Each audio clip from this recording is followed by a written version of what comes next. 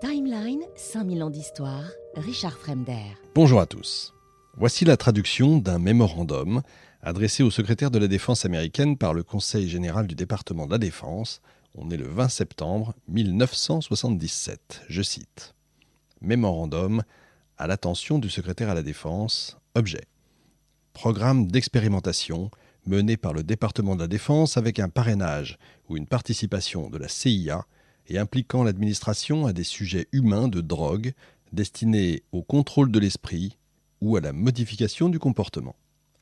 Le 8 août 1977, vous avez demandé que le bureau du conseiller juridique coordonne une recherche dans les archives du département de la Défense afin de déterminer l'étendue de la participation du département de la Défense à 3 projets identifiés par le directeur du renseignement central, CIA, le 3 août 1977, comme comprenant l'administration de drogue à des sujets humains à des fins de contrôle mental ou de modification du comportement. De plus, vous avez demandé que la recherche tente d'identifier tout autre projet mené ou auquel a participé le département de la Défense, dans lequel la CIA était impliquée et qui incluait l'administration de drogue à des sujets humains à des fins de contrôle mental ou de modification du comportement. Cette recherche a été conduite entre le 15 août 1977 et le 15 septembre 1977 et a couvert les archives des départements militaires depuis 1950 jusqu'à aujourd'hui. Les résultats de cette recherche indiquent qu'il y a eu 3 programmes de ce type auxquels l'armée de terre a participé entre 1969 et 1973, 5 programmes de ce type auxquels la marine, la Navy, a participé entre 1947 et 1973 et aucun programme de ce type auquel l'armée de l'air, Air Force, a participé. Dans 4 de ces 8 programmes, la participation du département de la Défense s'est limitée à canaliser des fonds vers des sous-traitants externes afin de couvrir le parrainage de la CIA. Dans 2 des 4 autres programmes, aucun test n'a été réalisé sur des sujets humains. 4 de ces programmes ont été arrêtés dans les années 50 ou au début des années 60 et les autres ont été terminés en 1973. Pour le contenu de ce document, un contenu plus large, j'en parlerai plus avant, mais je le ferai dans le bonus. Revenons un peu plus tard, et un peu plus tôt pour nous. C'est un matin pluvieux, à Montréal, en 1980. Le printemps s'accroche, fragile, et devant le palais de justice, une poignée de silhouettes immobiles, silencieuses pour certaines, mais déterminées, s'est réunie.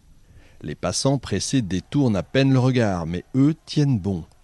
Certains brandissent des pancartes aux couleurs vives, des lettres rouges criant la douleur, justice pour les victimes de Cameron. Derrière une pancarte, 2 femmes, l'une pousse le fauteuil roulant de l'autre.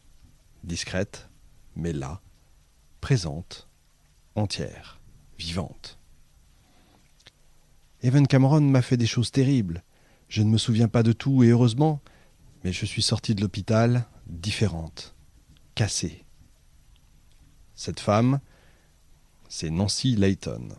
Comme au moins 80 autres patientes dans les années 1950, elle s'est retrouvée à l'Institut Allen Memorial, un hôpital psychiatrique rattaché à l'université McGill. Elle y cherchait un soulagement, une aide, une promesse de guérison. Ce qu'elle y a trouvé, c'est l'oubli forcé. Des mois d'électrochocs, des messages répétés, de sommeil forcé, de LSD injecté sans consentement, de bribes de vie effacées volontairement. Aujourd'hui encore, ses souvenirs à elle sont des fragments flous, mais sa douleur est vive et elle est lucide. Ce que Nancy a vécu n'est pas une erreur isolée, c'est pas un incident de parcours dans une médecine hésitante, c'est le cœur d'un programme expérimental soutenu par des agences de renseignement, financé par la CIA et mené sous couvert de science. Ce programme porte un nom, vous le connaissez maintenant, MK-Ultra. Entre 1950 et 1965, des dizaines de Canadiens, on va prendre l'exemple canadien, ont servi à leur insu de cobayes humains pour des expériences visant à effacer leur esprit pour le reprogrammer. Lavage de cerveau, privation sensorielle, tests de drogue, hallucinogènes.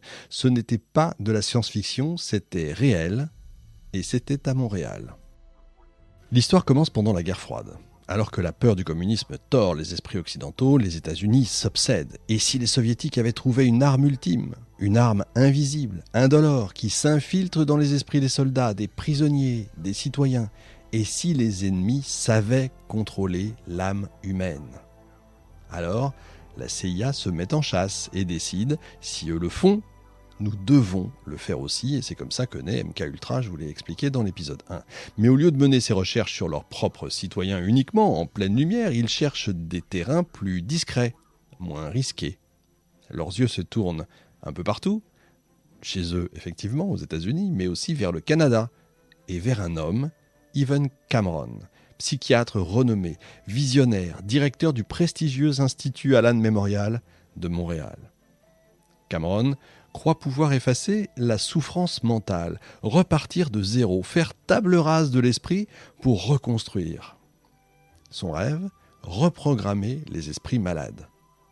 Quant à la CIA, elle y voit une aubaine, et du coup, elle finance ses travaux en secret.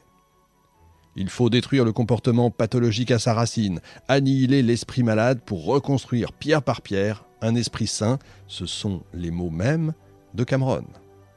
Mais derrière ces mots savants, il y a des corps, des êtres humains, des femmes souvent, internées pour dépression, anxiété, troubles de l'humeur, et soumises à des semaines de sommeil induit, parfois jusqu'à 20 jours, à des électrochocs violents, parfois 3 fois plus puissants que la norme, à des séances d'écoute forcée, j'y reviendrai dans tout ça, où une même phrase est répétée en boucle des milliers de fois dans des écouteurs collés à leurs oreilles, jour et nuit.